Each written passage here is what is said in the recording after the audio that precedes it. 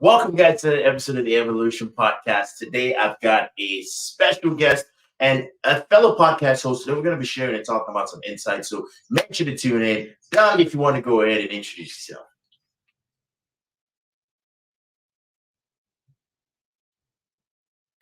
Hey, I was trying to be, but thank you for having me, Emmanuel. I'm excited to be here. I'm Doug B, Doug Barnett, born and raised in Montgomery, Alabama.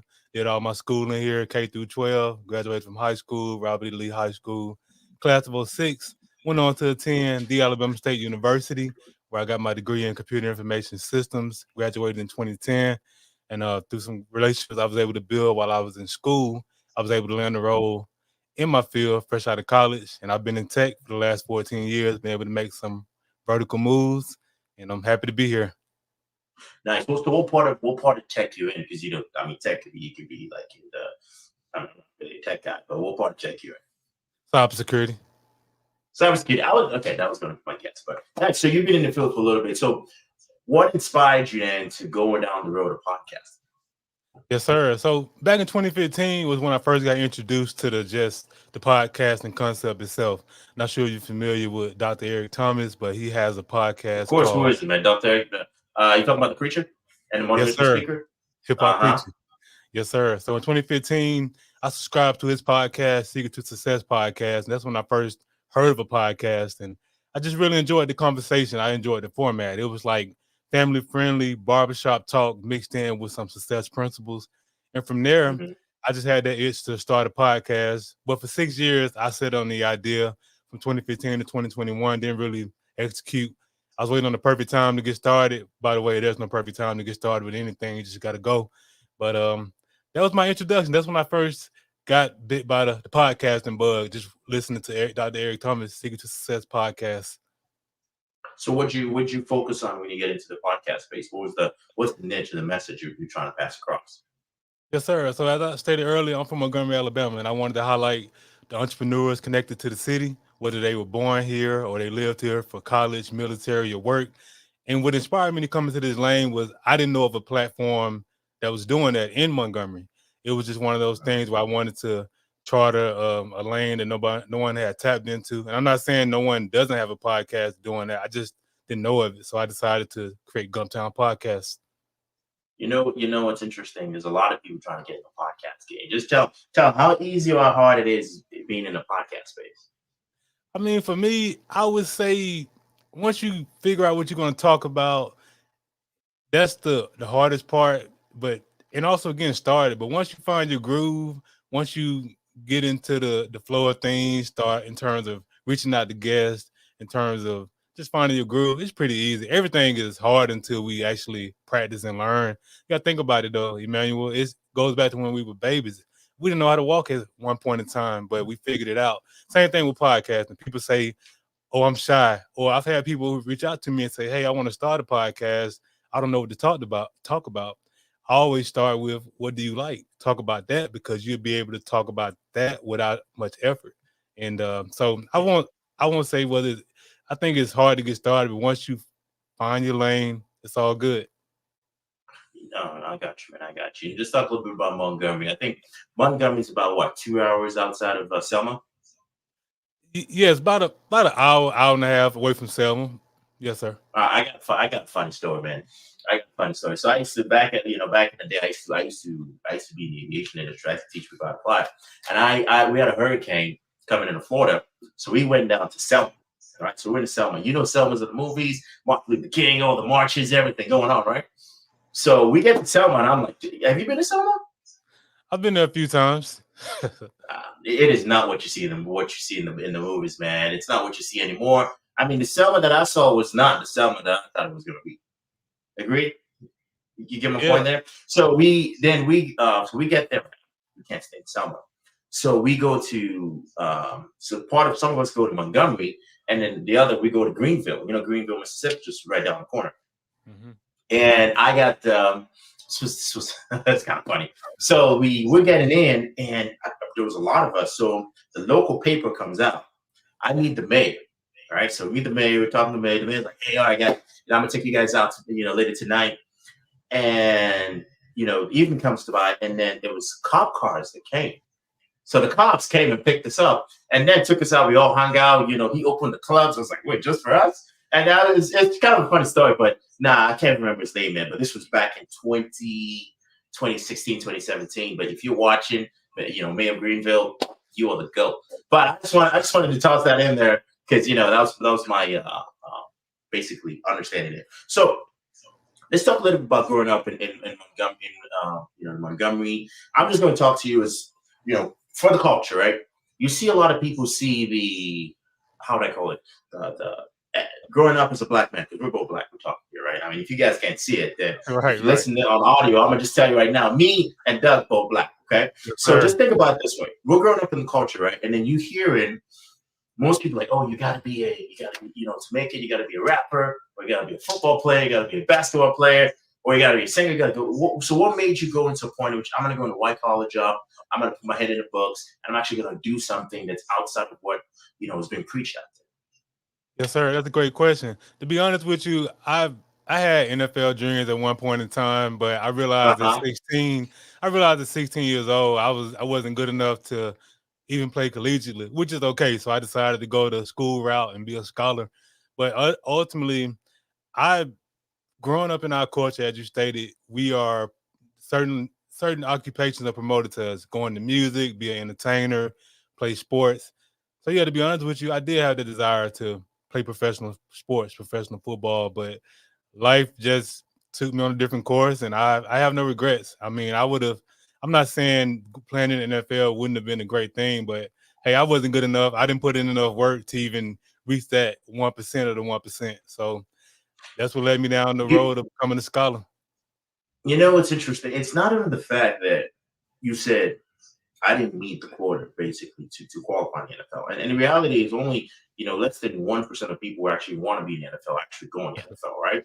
But what happens is after people get to know, not a lot of people go in a position where they go, you know what, I'm gonna go back in the books to be a scholar. Most people either take that, internalize it, and decide, because it's all about the quick money. Right. So everyone's all about the quick and the fast money, but kudos to you for the fact that you're like, hey, you know what, it's gonna take me years to get to where I'm at, but I'm a grinder. So this another question. You have any kids? No, sir. I'm happily married to my wife. Be 5 years in August. No kids yet, but we're practicing. I love it. I love it. So what's the secret, especially being married in the 2024? I mean, you got Instagram. I'm gonna tell you this. I log into so part of being in a podcast world is you get DMs, right? You get DMs, you get people who hit you up, and then you go on, and then you just have to like, hey, how you get like weird messages coming in your DMs. How do you balance, being a man, being a man in 2024 with all the temptations that's out there and everything going on? Yes, sir. Absolutely. And that's a great question. So to be honest with you, Emmanuel, how I manage that is I remember life before social media. I'm 36 years old. So social media has an effect on a lot of people because they get caught up in what they see and they lose sight of what they have at home. And fortunately, I identify what I have at home. I have a wife. She enriches my life. She is not she's my teammate. Like we're team partners, life partners. Like she helps me, she makes me better. So I'm not willing to throw that away. If I'm just being completely honest, like I haven't made in the shade. I have a wife who supports my dreams. She doesn't knock down any idea I put out there. And hey, I understand temptation gets some brothers off the square. And fortunately, I've been able to stay on the straight and narrow and out of trouble. I love it. So what advice would you give to? Because I mean, if you see some podcasts, man, there's a lot of hate. There's a lot of people going like, "Oh man, love is not real," or they're going like, they're like, it's 2024. Modern woman, you can't find anyone who's gonna be this. So you hear everyone spewing their own point of view left and right. So I'm thinking, so think about it from a perspective. Your 18-year-old self listening right now, growing up in 2024, right? Listening to everything coming left and right, and people telling about women being negative, and then you have society, social media. What advice would you give to that young man?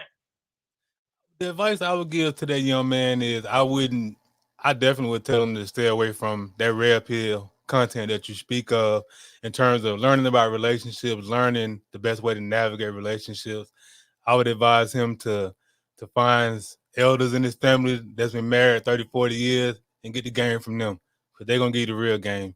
Because a lot of these red pill content creators, hey, they're doing it for their sole purpose. And I'll be transparent with you. At one point in time, back in 2021, I started to consume a lot of that red pill content and started to get into my psyche. But I had to withdraw from it because I realized, like, hold on, like, a lot of these guys that make these critiques about modern day women, this, that, and the third, I never hear them talk about doing internal work, looking in the mirror, identifying what's wrong with you. Because if every woman you're running into is bad news, maybe that's a reflection of yourself. So I would tell the 18-year-old man, please stay away from red pill content and get the game from your granddaddy, your uncles, your older siblings, anyone who's been married before the social media era popped off. That's the advice. I'm gonna play devil's.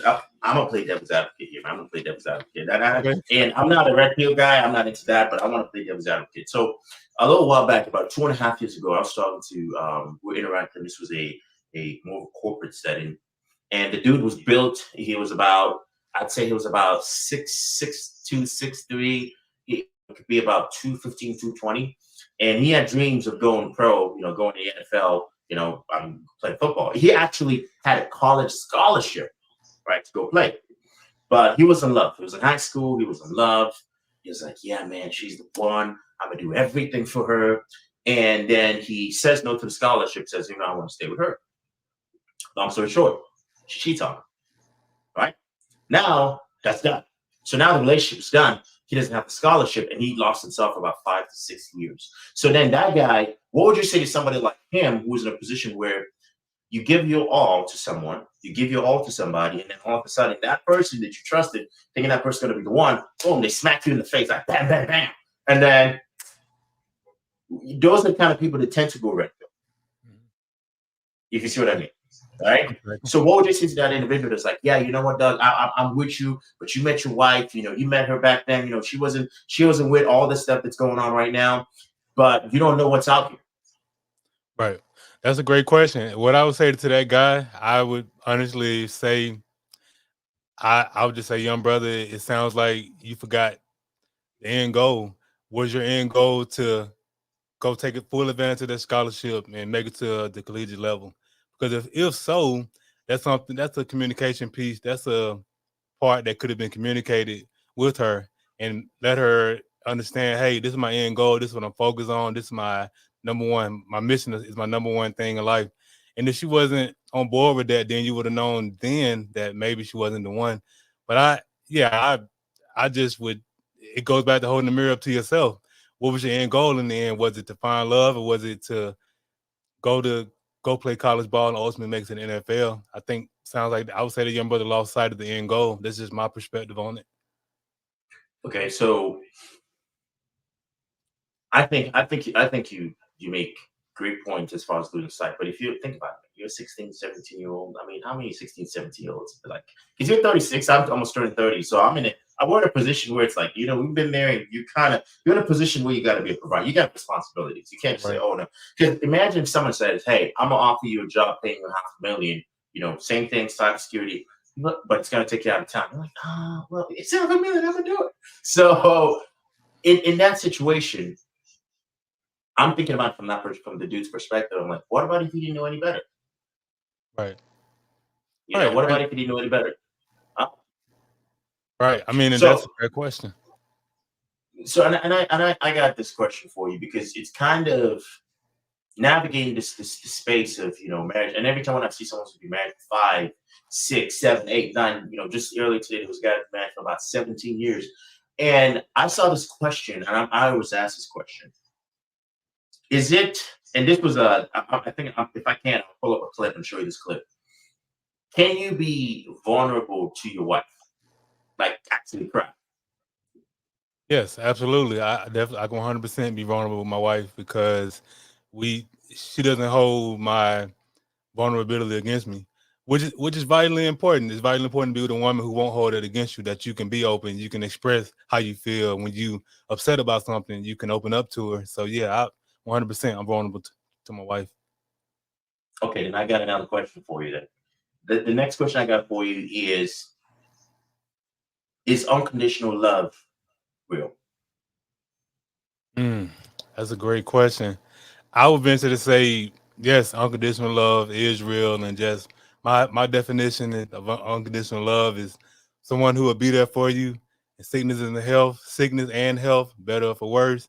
And I got a front row view of unconditional love just watching my grandparents' marriage. They were married for over 56 years. They grew old together, and even when my granddaddy got up in age where he couldn't get around for himself, my grandmama helped him get around. And to me, that's unconditional love when you can do for someone and love someone even when they can't do anything for you. So that's my definition of unconditional love. All right. Okay. So I'm a let's pose a question. This is not you. Let's say this is a situation of you have two couples, right? The the husband likes to drink. Homie just goes on. He just goes to town in the morning. His coffee, his alcohol. He gets drunk and is not the best parent, not the best father.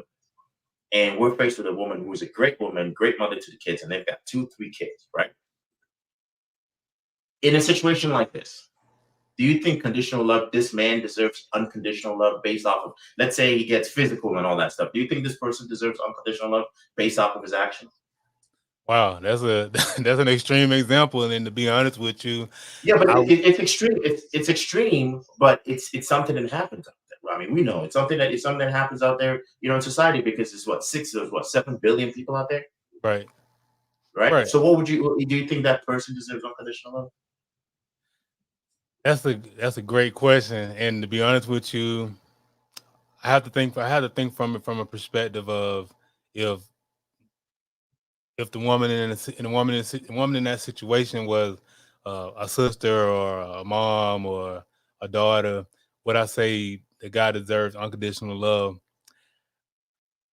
Not not without some change in behavior. Number one, that guy needs some type of counseling, some type of help. If she's willing to stay, and I think if I believe if he's willing to do the work to correct his actions, to change his habits, to change his way of handling things, then at that point in time, I believe he deserves unconditional love because if he's providing and protecting to the best of his ability, he won't be doing those sad things that you just mentioned. So I know that was a roundabout way to answer your question, but yeah, I think that person deserves a chance to redeem themselves from the action, do the work, get better, or if it's a situation that's just beyond repair, the lady should just leave, and at that point, no.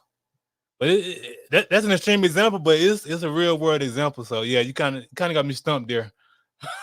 No. But the reason why I bring that up is because we all mentioned unconditional love. Like I'm gonna love this person unconditionally, but I'm like, you love them unconditionally, but what about if this person's been physical with you? Is that unconditional? Does this person deserve unconditional love? At that point in time, then you have to think about it for yourself and the safety of those people that are around you, right? That okay, maybe unconditional love is kind of conditional based off of this person being a sane person, being like, you know, how would I call it? Being a reputable individual that's not, that actually is deserving of it, right? So there's an element of earning. That's kind of the whole point because I had this conversation with someone else. I'm like, yeah, unconditional love. I was like, let's see, let's play some scenarios out.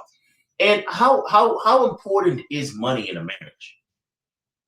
There's no romance without finance, man. That's a fact. I mean, honestly, because in order to provide, you need financial resources. Because last time I checked, love and I love you ain't paying no bills, man. So finances are extremely important in a marriage. Okay, then I got this question for you, right? All right. So have you taken the five love languages? Yes, I read that book years ago by Gary Chapman. Yep. You've got touch, um, gift giving, words of affirmation. Correct me. I think there's about two more, but it's like there's like the love languages, right? So the reason why I'm bringing this up is because you know that to make money, it takes a degree of time, Right. right? So let's say when you met your partner, you were making, let's say 100, grand, and you were doing like a 9 to 5, and you had your time. You were home, you guys you were there for breakfast, you take your lunch break. Not the next thing you know, you get a job that takes you out of town, right? Now you're gone more, right? But now you're making more, you take care of this person, but now this person feels like they're getting neglected. right? So what do you think does that boundary line that comes into, you know what? I'm gonna go after more money might end up costing me my relationship because I mean, you know it. I mean, you can be making as much more money as you want, but if you ain't physically there with your partner, she's like, well, you do this, but you're not here for me, and then the next it's like, bam. What do you think is that boundary, that line in between, like, hey, you know what, we're chase the money, or that boundary in which you like, okay, family. That's a great question. I would just say for me, all decisions in life come down to a discussion, having an adult discussion with your wife, your fiance, boyfriend, girlfriend, and it comes down to weighing the pros and cons, and also including them in the grand scheme of the plans. Hey, I'm taking this job over in Dallas because it's paying me X amount of dollars. It's gonna give me a chance to get exposed to these technologies and this crowd of people. And hey, who knows? Well, I'm not gonna say who knows. And the plan is to get my foot in 6 months or so, save us some money, build some relationships, and of course, after building those relationships, I can see about finding you a role in your particular field, so you can eventually move out to Dallas if that's something that would interest you. But I think it all starts with a conversation, honestly, before you make that type of move. Okay, okay. Oh, no, I love it because I think the reason why I bring this up is because we're in a situation. Most people are in a situation where it's like, okay, you know what, money, and then you keep chasing the money, but then you're neglecting your family, and then there's no conversation. So then the other person feels like they're not heard, and then you're like, well, I do this. So I got this. This is a very it's a question in which it's kind of like a 50-50, right? You talk to some people, they're like, I'll take the premise where I bring this stuff up.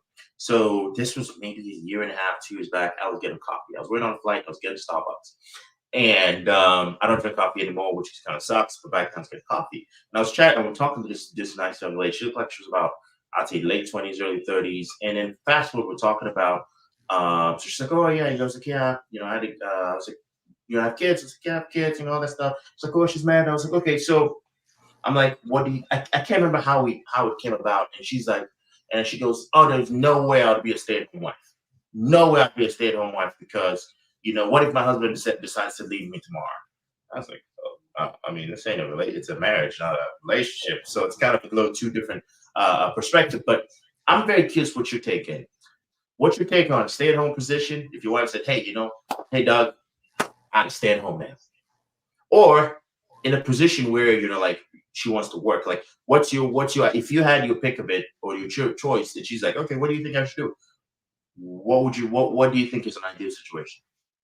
I would say the ideal situation is if the woman has dreams and aspirations of becoming an entrepreneur and she has creative gifts that she want to hone in on, I would work with her to basically devise a plan and save some money and like really be intentional about saving enough money so she can come home and be a stay-at-home wife.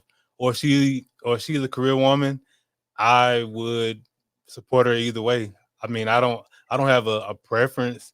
Um, well, I take that back. Once we started having kids, I would ideally want my my wife to be home, to especially in those first couple of years, kid coming up. So yeah, I say I'm kind of I'm that's where I am with it, for lack of better words. I know I'm kind of stumbling on No, my answers, but yeah. yeah, when kids come into play, I mean, you kind of want, you kind of want the kids to be raised by, because I mean, yet again, you get a situation where nannies are in play, but then again, if your kids spend more time with the nanny than they do with your parents, then technically the nanny is playing the role of a parent, and now you're in that position in which might as well the parent kids might as well be calling the nanny mommy and daddy, and then all that stuff, because then because you know I mean, the reason why I'm kind of on the family side of things is because I think there's a lot of people that get into a marriage situation or a relationship situation or partnership situation,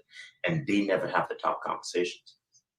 Have you read this book, 101 Questions to Ask Before You Get Engaged? No, sir, I've never read that book. Tell me about it. Right. When I tell you, so this was about, I'll say about a few months back. Me and my girl were driving we're doing a road trip. I'm driving now. We're going from going down to Atlanta.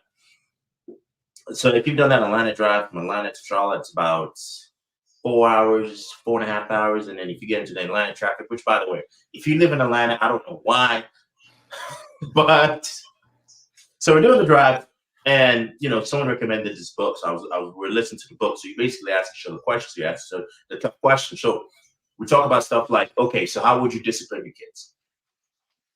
Right? So let's say a kid's being bad right now, how would you discipline? Are you like hey Timmy? Just like, hey Timmy, don't do that.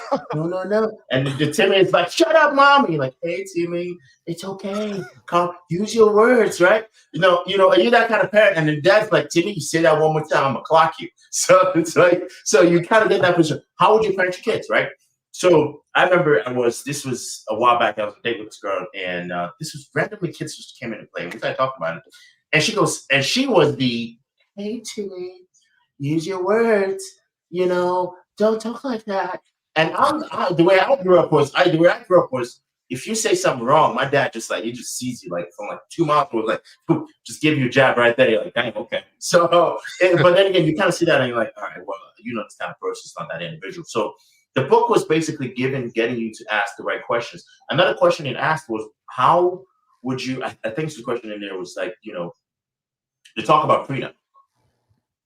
Right, so we say, okay, are you for prenup? Are you opposed? Like, which, by the way, did you guys get a prenup or no? No, sir.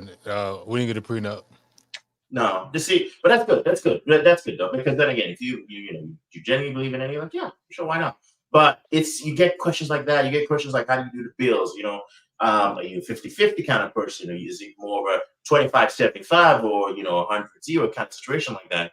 But I highly recommend, if you guys are watching this and you're in a position in which you're going to be getting engaged, you're going to be getting married, you're going to be, I don't even know what it is. You're going to be, imagining and dreaming you have a spouse, or you're going to be getting married to AI, whatever it is that you're doing. So I highly recommend that you guys go check out the book, the book 101 Questions to Ask Before Getting Engaged. This is a big game changer. It allows you to ask tough questions, because if Doug, if you can tell them, because marriage is not a bed of roses where, like, if you've seen every movie, they're like, well, they got married and happily ever after. And I'm like, well, what happens when you leave the toilet seat up? Right. Put that part in there. So, I mean, this I highly recommend, man. Even if you're married, I highly recommend that question, because it actually helps bring some stuff out. Okay. But I want to talk about, because this is a part that's near and dear to my heart. Have you seen the movie Terminator? Terminator? Yeah. Arnold Schwarzenegger. Oh yeah. I mean, I haven't seen it in years, but yeah, I've seen Terminator before. Yeah, I think in 2002, 2003. So it's been almost 15, 20 years now. And the book was the movie. If you guys haven't seen Terminator, the first purpose of the movie is human beings designed this super intelligent AI, right? It's supposed to protect humanity, but then long story short, it then realizes that humanity was a threat, so it decides to say, okay, you know what, I'm gonna annihilate humanity, and humanity comes out with a way to go back in the past and stop them from doing this, stop them from the guys from creating this, and then the whole 9 yards. But my question is about AI. All right, we're not. I mean, ChatGPT came out in November of 2022. I mean, it had 100 million downloads within a month or so. Right, 100 million users within a month or so. You're in the cybersecurity space. I'm pretty sure you guys are kind of thinking about AI. Do you think that there's ever a position in which we're going to be in a space in which, Terminator 2028? Do you think that's ever going to? You think we're ever going to be in that position? Yeah, I don't think we'll be in that position where the world is just ran by robots. I mean, I'm not totally. Yeah, I can't 100% with 100% certain say that we will be. I will say this: AI, ChatGPT is a great tool. It's a great resource that I think everyone should start learning how to utilize, like download it and starting to just play out different prompts and things of that nature with the software. I think it's a great software. I think the people who know how to use it, they'll be able to pretty much demand any job in the marketplace, especially in the tech world 5 years from now. But I don't think it's going to take over the world like Terminator. I could be wrong, but that's just my guess. I mean, you don't think that there's any cause for concern with how because the thing is, it's not even the AI itself is the problem. It's the people pulling the strings behind it. In the sense as to, um, it's the way people use it, and the fact that people you can, and the fact that it's unlimited. I would say it's limited, but it's a little bit more unlimited access to data, right? But it's not data that you have to research. It's like you can ask it, like, hey, most people start a podcast and then they go on ChatGPT to go, hey, 100, give me 40 questions to ask Doug on a podcast, right? And then it comes up and it's like, hey, ask Doug. So Doug, what'd you like to do for fun, man? What'd you do? Did you play football? And then it kind of goes all this stuff, and then people start using it because it's almost like when the internet came, people became dumber, right? Because you don't have to go research anything animore, right? I'll be the first to tell you. I was talking to somebody, and we're going to be traveling down to Egypt, and then he goes, something. I can't remember the question. He goes, just Google it. I was like, oh, yeah, sure. I'm just Google it. Why am I gonna take the time to go to a library and look stuff up? So you don't think that there's any cause of concern in any way, shape, or form for AI, ChatGPT taking jobs? Because one, they said by 2030 it's going to take about, I think it was 30 or 50 something million jobs. Mm-hmm. Right? Oh yeah. And then you just got to. Oh no, yeah. Now from that standpoint, yeah, I definitely believe AI is going to replace a lot of people and take a lot of jobs. I was just speaking from the perspective of it's also going to benefit people who know how to use it to leverage it, to add to their skill set, because there'll come a time down the line where, hey, that's going to be one of the job descriptions. Because AI, as cool as it is, you have to know what to feed it, and you have to know, yeah, like just throwing a broad statement out there won't get you what you need. You have to know. I think people should learn the different ins and outs of AI, not just ChatGPT, but just learn how it works. Just learn the back end of it as well. So yeah, you have a point. It's going to replace jobs, but I think the people who know how to use it are going to be able to pretty much, name their price in the marketplace, and they won't have problems maintaining jobs. That's just my opinion. Know how to use the tool. I do agree with you, man. I think once you learn how AI works and how to implement it, I think you'd be in a position in which you're set.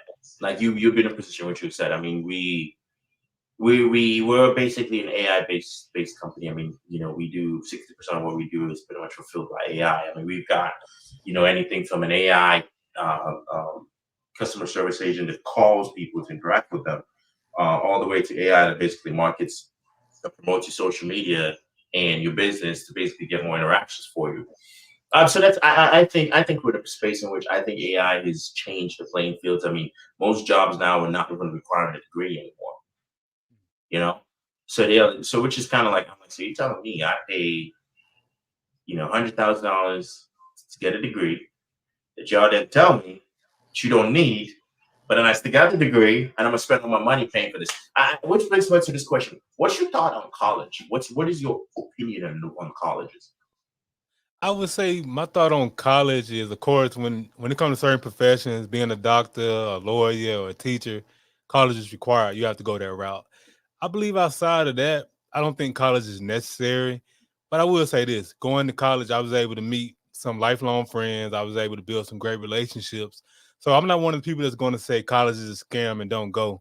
If you are looking for a great experience, are you looking to build relationships? Yeah, you can find that elsewhere, but I think college is great. I mean, I went to college, I went to school on a full ride, and I would advise the kids who want to go to college, make sure you utilizing all your resources, make sure you're applying for all scholarship you possibly can. College is a business, and yeah, it can get bad if you don't go out there and get those scholarships, but I enjoy college, just the relationships I was able to build and still leverage to this day. All right. So you said you still say college. So you say, if I'm understanding, you're saying college, go to college, and because you want the network, right? So you build a network, and then also if you are going to be, obviously, yeah, I don't want my doctor to be like, well, technically I watch YouTube, so based off of YouTube, I know how to operate. Like, okay, doc, well, hold on now, kind of calm down. So I think yeah, you're right. For some professions, I think college is required, but I don't think for most of it, because then again, the correlation between the amount of money you make and your degree, I think there's an inverse line where it just kind of like evens out, and then it doesn't really matter anymore after a specific threshold. Because no, being a CEO does not necessarily need a college degree. I mean, yeah, to start, Right. but depends on wherever it is that you're going to. But knowing people, if you're like, hey man, we were in the same fraternity, that might be what get you the job of whatever it is that you're looking for, as opposed to just saying, hey, I have a degree. And whichever brings me to, how important would you say is having the right network, right? The right people, knowing that, because you mentioned it earlier, but I don't think you stressed enough on how important it is in knowing the right people. Yes, sir. The age old adage, it takes a village. We hear that all the time, and Hmm. it's Yeah, usually in the context of when you're a child. But it takes a village at all areas in life. Having the right people around you, having the right relationship, the right network. You're gonna have, and within the network, you're gonna have those people that are going to praise you when you're right, hold you accountable when you're not. It's powerful having a great network of people around you that's in it for your best interest. Like I said, who's going to praise you and as well as constructively criticize you is more valuable than money, because you can't see sometimes when you're too close to a situation, or you're the person in the situation, you can't see what negative effects this action that you're about to make can have on your career. But when you got the right people around you, they'll be like, hey man, don't do that, because you got too much going for yourself. So having the right relationship, building the right relationships with the right people is extremely vital. interesting. And then how are you able to know and discern, like, hey, this person is not the right person to be around me? What are the key points if you're seeing out there, but like, hey, you know what, this is the kind of person I don't want around? Just trial and error. Like that's all life is, just trial and error. Like once you see certain traits, certain characteristics that a person exhibits, you're able to identify, hey, that's not in alignment with who I am. If you steal, if you lie just to be lying, I don't really want you around me. Like those are the deal breakers for me. So because you're still you're a kill. I truly believe that. So I think how you discern Emmanuel is just trial and error, because you can't look at somebody and say, oh, he's this, that, and the third. You give people the benefit of the doubt, and over time, as you start to notice things, you identify, hey, this person moving like this, that's not in line, that's not in alignment with who I am. So I gotta leave them where they are and keep it moving. Got you. And then, yeah, I've got a question for you. Who is a person that you look up to for inspiration? Who was a person I looked up to for inspiration? I would say my grandfather, my granddaddy. He just passed away in November, the day after Thanksgiving. I looked up to him I'm for sorry. inspiration. Oh, thank you, man. I looked up to him for inspiration because of all he went through. He was a baby boomer. He came through Jim Crow, fought in the Vietnam War, survived that, and just fought different health ailments throughout his life. Well, throughout my life, and man, just seeing him never complain, always just he was a fighter to the end of his life. So I draw inspiration from him, from his journey, and even though he's been gone for a couple of months now, I still have those pictures and those memories. And whenever I have days at work or just days in life where I'm ready to complain, I'm ready to get upset about something small, I just look at those pictures. I just think back on the good times. So I would say my granddad, he's the person I draw inspiration from, even in his death to this day. Okay, so then that brings me to the next question. As growing up as a young man, how important would you say having that male role model is? It's vitally important. And in my situation, I wasn't raised by my biological parents. My grandparents raised me. So seeing my granddaddy operate as a man, provide, protect, it was vitally important, because it it gave me the game, it gave me the gems that I would need later on in life. I didn't know at the time what I was observing or what he was telling me, but it all makes sense now. So I believe it's vitally important for a little boy to have a man in his life. I'm not saying a woman can't raise a boy to become a man. I'm just speaking from my perspective. Having a man in my life is vitally important, and I wouldn't be who I am without him. No, you're right. No, I mean, no, no. I mean, mentioned some key points. I think both of them both need it. I need a man. Woman, you need the nurturing side, but you also you need that. It's like a yin and yang, the water and the fire. So I mean, then again, to each his own. But I think you made some solid points there. So what inspired the name Gumptown Podcast? Yes, sir. So I'm from Montgomery, Alabama, and we have many nicknames: the Gumptown, Montgomery, Monkey Town, all that good stuff. So I wanted podcast to represent my city. I wanted the podcast to be about Montgomery because that's a place that Mm. made me and raised me. Yes, I could have named the podcast the Doug B Show, but I didn't want it to be about me. I didn't want the first thing you think about is me. I wanted you to say Gumptown Podcast. And people who know, they know Montgomery is the Gumptown. I love it, man. Listen, you selling Montgomery, you make me want to move now. I'm about to go and look it up. Like, okay, what's the price tag? What's the So Montgomery is a great city. I think Alabama is a phenomenal state. I mean, I like the barbecue, man. Woo. It's good. It's good. I would say it's no disrespect to anyone up north, but the way they cook in the south, it's a different flavor. It's like there's a special delivery. Like you could have the same seasoning, same truck, same thing being delivered, but once it goes down south, it just automatically converted. It tastes good. I would say this. Every time, because I go to Huntsville, Alabama a lot, so I go to Huntsville. So every time I eat, I think it was this guy's. There's a barbecue spot. I'm gonna think about it, but every time I can't eat pork, but this pulled chicken. But man, every time I eat there, I get so sick after sometimes because my stomach, I get that sensitive stomach. But I'm like, dude, I get some Pepto Bismol. I go down there and I'm like, listen, I'm here to eat. So, I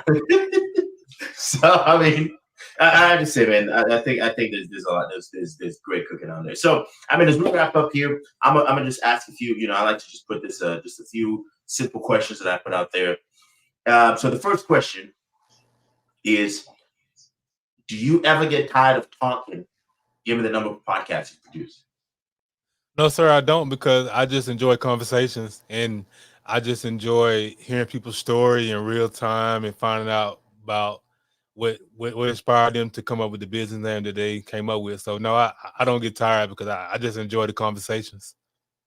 Interesting. So what made you choose YouTube as your platform? Well, the funny part about that, Emmanuel, is at one point in time, I had a YouTube channel since 2022, but I was exclusively pushing my podcast through Apple, Spotify, and Google. And I was on the Anchor app one day, and I was playing around with YouTube. I was like, I really need to get all my episodes on the YouTube because I'm missing out on a lot of exposure and potentially an opportunity to eventually monetize. So I ended up finding out that YouTube had it where I could upload my RSS feed, and basically now all my podcasts show up. Everything, all 127 episodes are there now. So I've been at a YouTube channel for 2 years, but I just decided to finally sit down one day. I said, I'm going to figure out this YouTube thing. So I sat down, I figured it out. So that's why Gumptown Podcast is on YouTube now, Apple, Spotify, and Google. Interesting. I love it, man. I love it. All right. So just looking back, so is there anything you would have done differently in your podcast journey? Yes, sir. I would have started in 2015 when I first had the idea. I wouldn't have sat around waiting on the perfect time because I don't have, and that's an interesting question because I don't have regrets because I didn't start in 2015. However, in 2015, if I knew then what I know now, I would have acted right then and there, because one thing I learned over time is we're never gonna have all the answers, all the steps. You just got to get started. And if I knew then what I know now, I would have started in 2015. I wouldn't have been so focused on, I don't have any guests, I don't know who to talk to. I just would have started with me. I would have started monologue style. Gotcha. I mean, no, I think starting monologue and you'd be surprised. And especially the thing about YouTube is, if you put out enough content and you know how to optimize, I mean, YouTube will reward you with views. It's not the same as being on Spotify. And once you got engagement on Spotify, then Spotify starts to get more people for you. So how do you source your guests? Yeah, so basically I do my due diligence. I'm always on social media, Facebook, Instagram, but I'm on social media with more of an intention these days. Like I'm actually, there's a Montgomery Black Pages book on Facebook that I'm in, and I just navigate and I see people talking about their different products and the services, and from there I go down the path of curiosity. I check out the website, check out what they got going on, and I reach out to them. So that's how I choose my guests, just being intentional about finding more people to have conversations about, especially if they're connected to Montgomery, just being intentional about that. Man, I love it. No, I love it. I think you're gonna do great things, man. I mean, 120. Because the thing is this, there's actually a study that most podcasts never make it past 10 episodes. Wow, I didn't know that. That's Yeah, that's they interesting. never make it past 10 because most people. Because the thing about it is, I would say your first 50 episodes, first 60, 70. I've never had it gotten to 50, 60. I mean, we've got a wealth of other things we do in the media space. But I think your first 50, 60 episodes, you just gotta just stay consistent. If only one person watches you, because it's funny, someone said something to me. He says, we're also obsessed about the views, right? Oh man, we didn't get enough views. Nobody consumed our content. And I was like, imagine if your podcast only got 20 views, right? And you're like, oh, I mean, that's not enough. Okay, then imagine if you right now are in a room and it's 20, you standing and it's 20 people around you. It looks small. It looks small on when you look at the numbers. But then imagine you got 20 people in a room. Now you start going into a stage fright because you're like, man, that's a lot of people, right? So it's like as long as and you said something. I think we don't do something because we believe we think we're going to suck at it, so we don't do it. But the reality is we are going to suck at it, and that's why we should do it, because that's exactly how you get better. Right. And I think this is even something to a little bit of words of inspiration to myself as well, because I've been pushing out. We're supposed to do a webinar. We'd love to have you as a guest as well, man. I'd love to have you speak as well, because I think what I'm going to do is we're going to put a webinar together. My producers staying together, and I'm going to invite some of the podcast guests that we've had on to be speakers on the podcast, on the webinar. Right, so we do like a 15-minute monologue. Everyone comes in, chips in. Man, if you're down for that, I would love to. I mean, we could put something up together, and then we invite the participants. So I like how we just came up with an idea there, but it was absolutely awesome having you on. If somebody wants to work with you, wants to be on the podcast, they're in Gumptown, and they're like, I saw you on the Evolution podcast, man. I think we can do great things together. Where can they find you? Yes, sir. You can find me on Facebook, IG, Gumptown Podcast. That's GUMPTOWN Podcast, all one word. You can find me on Facebook, IG. You can check out the episodes that I've done so far on Apple, Spotify, Google, and YouTube, and that's where you can find me. And I definitely appreciate you, Emmanuel, for inviting me on your platform. I've enjoyed the conversation. Keep doing great things, man. I wish the Evolution Podcast nothing but abundance, peace, and prosperity. Thank you again for having me, brother. I love it. That was an engine, man. Well, guys, don't forget to definitely go show some love on IG to Doug. Go check out Gumptown Podcast. And if you're on YouTube right now, do me a favor, smash that like button and that subscribe button. I see you're hovering, you're thinking about it. Don't think about it too long. Smash that button. If you're on Spotify, share this with a friend. If you're right now taking a run, keep taking a run. And then also once you're done, then obviously share with a friend. Don't be like, running and doing that. I want you to be safe. But that's about it, guys.